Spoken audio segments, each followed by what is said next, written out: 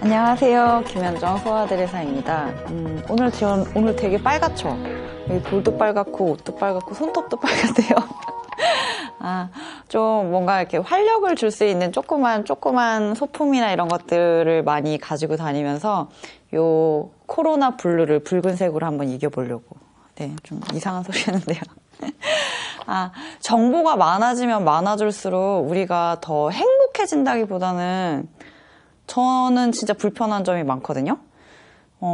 예를 들어서 어디 비밀번호를 치고 들어가야 되면 기억이 안 나는 거예요. 그래서 요즘에 핸드폰으로 이렇게 지문만 대면 열리는 것도 있지만 그래도 너무 많은 그런 SNS 하고 있는 것. 그리고 또 사람들하고 이야기를 하려면 뉴스를 잘 봐야 되잖아요. 근데 뉴스도 너무 많은 거예요.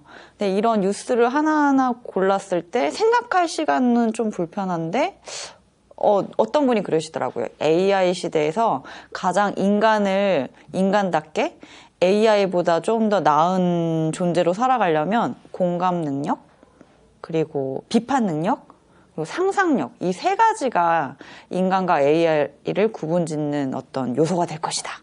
이렇게 했는데 비판의식을 갖다 보니 저는 불평이 더 늘어나더라고요. 여러분은 그런 경험 없으신가요? 뭔가 이건 좀 잘못된 것 같은데 이게 진짜 정보가 맞을까? 이러다가 그 기사를 쓴 기자를 욕한다거나 아니면 자신의 20대를 잊고 왜 좀 집에 있으라는데 자꾸 사람들 모여가지고 놀고 그러면서 코로나 자꾸 퍼뜨리고 이런 대안 없는 불평을 하게 되잖아요. 그래서 오늘 프로 불평러들을 위한 책 바오로딸 토크 1탄 불평 멈추기라는 책을 성 바오로딸 수도의 수녀님들이 소개를 하는 영상을 가지고 왔어요. 한번 같이 보실까요? 오늘 우리가 소개할 책이 불평 멈추기인데요. 뭔가 표지를 보니까 잠깐 멈춰봐 라는 의미가 강하게 들어오는데 어떤 책인지 좀 소개해 주시겠어요? 네. 이 책을 쓰신 분은 이탈리아의 심리학자인 살보 노에라는 분이세요. 네. 노예가 아니고 노에입니다. 여러 기업에서 사회심리학과 소통심리학을 강의하는 전문가신데요. 어려서부터 불평할 게 있으면 불평해! 이런 소리를 듣고 자라셨대요. 불평하라고요? 하지 네. 마가 아니라? 네. 근데 보통 불평을 해서 해소가 되는 일이 있고 또 그렇지 않은 일들이 더 많잖아요. 그렇죠. 이분은 그런 생각을 했대요. 불평하면은 어떤 생각이 떠오르나요? 우리 중에 불평하는 사람들 얼굴을 한번 떠올려 보세요. 찌푸리고요. 네. 어깨는 처져 있고. 그렇죠. 또 좀 가까이 하기 힘든? 네. 불평하는 사람들 얼굴이 행복하지 않아요. 그래서 계속 불평을 하다 보면 계속 얼굴은 찌푸려져 있는데 투더리 스머프처럼. 개구장이가 아니라. 네. 근데 이 사람이 불평한다는 것이 좋은 게 아니구나 라고 생각하면서 멈춰야 되겠다.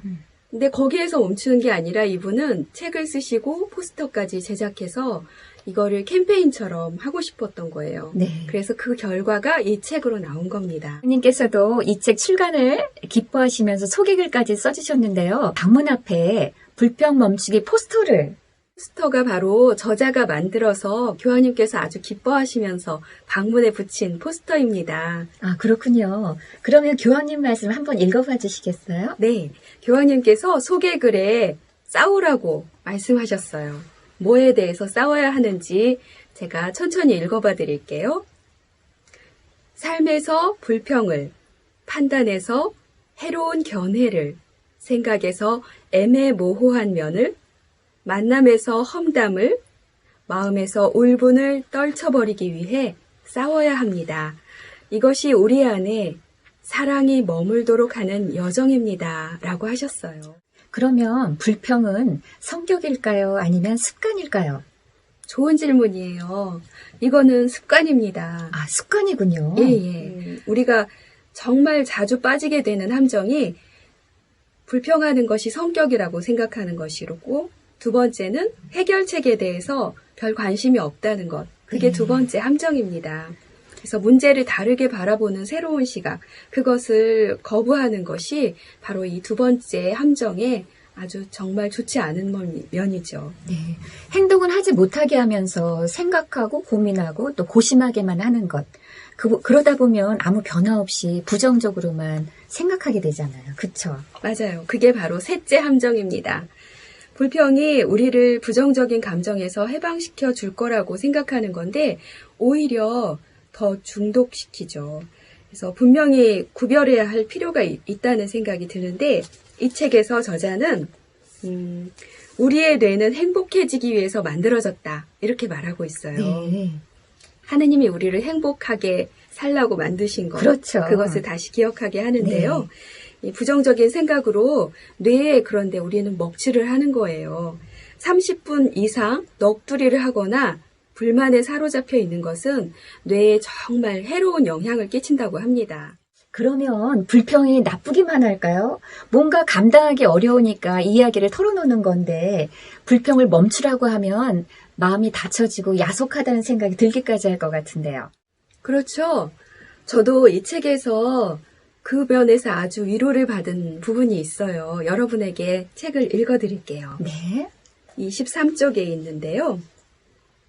우리는 모두 부정적인 경험, 실망, 고통, 불의, 실패를 겪으며 살아갑니다. 이럴 때는 가까운 사람들과 자신의 삶을 나누고 무엇을 느끼는지 표현하는 것이 아주 유익합니다.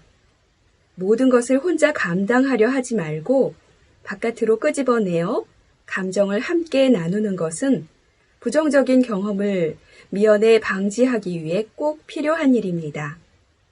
불평을 토로하는 것은 잠시 동안이어야 하고 그보다는 해결책을 찾기 위해 노력해야 합니다.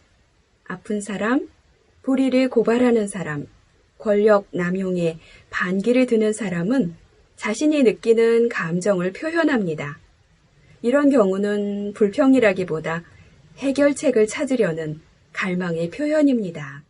해결책을 찾으려는 갈망의 표현, 무척 마음에 와닿는 구절입니다. 그렇죠. 네. 제가 잠시 이 부분에서 제가 누군가에게 고통을 당했다고 생각했을 때 어떤 일이 벌어졌는지 좀 이야기를 해드리고 싶어요. 네. 초등학교 저학년 때 일이었는데 제가 따돌림을 당했어요. 그래서 온 동네방네 이렇게 울면서 떠나가도록 집으로 왔는데 저희 어머니가 아니 우리 딸을 누가 이렇게 울렸냐고 그러면서 어머니도 화가 잔뜩 나셨어요. 그래서 제가 울먹울먹 하면서 누구라고 말했더니 그 집에 당장 가자는 거예요. 그래서 엄마 손을 잡고 울면서 따라가긴 했는데 이거 어른 싸움, 아이 싸움이 어른 싸움 되는 거 아니야 하면서 겁이 나긴 했어요. 그 집까지 가는 길이 제법 되었는데 어쨌든 그 집 앞에 딱 도착해서 띵동 하고 누르고 난 다음에 저희 어머니가 어떻게 하셨을까요? 1번. 당장 나와! 1번 문을 걷어찬다. 2번 누구누구 아줌마 딸 교육 좀 제대로 시켜요. 3번 갑자기 공손하게 인사를 한다. 볼 것 같아요. 1번. 아니에요. 우리 어머니가 뭐라고 하셨냐면 저희 딸이 되게 따님하고 친하고 싶은데 그렇게 안 되니까 속상해서 울면서 왔어요. 그렇게 말을 하는 거예요. 어머니가 무척 현명하셨네요. 그러니까 그 어머니는 당연히 어머 그러세요 하면서 들어오라고 했었고 그 아이랑 나는 얼떨결에 같이 놀게는 됐는데 그 일이 두고두고 굉장히 마음에 남는 일이에요. 어머니는 우선 첫 번째 저에게 공감을 해주셨어요. 네. 따돌림을 당해서 속상했던 제 마음을 공감해 주셨고 그리고 그 집까지 갈 때까지 제가 화가 가라앉도록 해준 거예요. 그리고 그 엄마에게는 제 속마음이 깊은 속마음이 어땠는지를 알게 해주신 거예요. 내가 그제서야 그때는 몰랐죠 사실은. 네. 지금 생각하니까 내가 그 아이랑 친해지고 싶었구나. 그 내 속마음을 알게 해주신 거란 생각을 하게 되면서 지금은 어머니가 물론 하늘나라에 계시지만은 여러분들에게도 초대하고 싶습니다. 어려운 일이 생겼을 때 예수님 손을 붙잡고 내가 힘들었던 그 사람 집 앞에 가서 배를 누르는 거예요. 그리고 내 진짜 속마음에 무엇이 있었는지 그거를 물어봤으면 하는 생각이 듭니다. 그때 진짜 내 불평에 가장 깊은 데에 있는 것을 건드리게 된다는 생각이 들어요. 어머니가 다른 사람의 마음을 헤아리는 것이 어떤 것인지를 잘 알게 해주시는 것 같아요. 수임 그렇다면 우리는 이렇게 공감해주는 말을 통해서 서로를 성장시킬 수 있는데 왜 부정적인 말을 하면서 다른 사람들의 마음을 아프게 할까요? 이 부정적인 말이 긍정적인 단어보다 2배나 더 많대요. 아, 그래요? 네, 제가 찾아봤는데 네. 부정적인 감정을 묘사하는 단어가 2086개이고 긍정적인 감정을 묘사하는 단어가 1051개라고 합니다. 우리가 살면서 부정적인 말을 굉장히 많이 하고 사네요. 그렇죠. 그리고 표현하는 것도 그래요. 제가 피정을 갔었을 적에 거기 계신 분들에게 이런 초대를 드렸어요. 자기의 강점 99가지 쓰라고. 99가지. 그랬더니 어떤 분이 무슨 시험 답안지 쓰는 것처럼 이건 네. 고시보다 더 어렵다고 그러시면서 그려지네요. 내 단점을 100개 쓰려면은 단번에 쓰겠다고. 그런데 강점을 쓰라고 그러니까 아무것도 생각이 안 난다고. 머릿속이 하얗다고 이렇게 말씀하시는데 한번 지금 이 유튜브를 보시는 여러분들도 한번 생각해 보세요. 여러분들의 강점이 무엇인지 A4 용지를 가지고 벽에다 붙여놓고 날마다 한번 써보세요. 그러면 나의 강점이 무엇인지를 이렇게 써보게 되면서 내 마음 안에 차오르는 무엇이 있을 거예요. 하느님께서 정말 우리 안에 마련하신 좋은 것들이 이렇게 많구나 하는 걸 깨닫게 될 거예요. 네, 자신의 존재가 어떤지, 자신이 얼마나 큰 사랑을 받고 있는지를 알고 있다면 불평하기보다 다른 사람을 이해하고 배려하는 것에 마음을 쓰게 되겠죠? 저는 이 책에서 나는 바람의 방향을 바꿀 수는 없지만 돛을 조종할 수는 있다라는 구절이 굉장히 마음에 와닿았습니다. 습관처럼 되풀이하는 불평이라는 후렴을 반복하기보다 용기를 내서 습관을 바꾸는 것. 이것이 우리를 변화할 수 있는 그 힘의 시작이 아닐까라는 그런 생각이 들었어요, 수연님. 네, 정말 좋으네요. 네, 저 별 기대 없이 본 영상이었거든요. 비슷한 책들이 좀 많이 나왔었어요. 불평 없이 살아보기. 뭐 이런 책들도 제 뭐라 그러지? 책 꽂는데? 책장에 꽂혀 있는데, 교황님이 하신 말씀이 저 마음에 남는데요. 불평할 게 있으면 불평해. 라고 이야기를 살보 노예라는 이 작가가 했고, 교황님께서는 싸워라. 부정적인 감정을 떨쳐내고 그 자리에 사랑이 머물도록 이런 말씀을 하셨다는 게 저한테 되게 좀 맞아. 맞지? 그렇지? 라는 그런 느낌을 줬어요. 왜냐하면 그런 감정 같은 것들이 제 마음에 꽉 차 있을 때는 주변에 아름다운 풍경이 보이지 않을 때가 되게 많았거든요. 근데 그 감정이 나쁘다는 건 아니지만 그 감정을 빨리빨리 놓아버리고 떨쳐내고 숨 쉴 공간을 만드는 게 요즘 점점점 조금 저한테 어려운 일이 되었는데 오늘 제가 그림 한 점을 가지고 왔어요. 숨은 규칙 찾기라는 제가 그린 작품인데요. 제가 어느 날 어린 조카를 데리고 그 아파트 주변에 나무? 뭐 그런 조그만 정원이 있는데 거기 산책을 하는 일이 있었어요.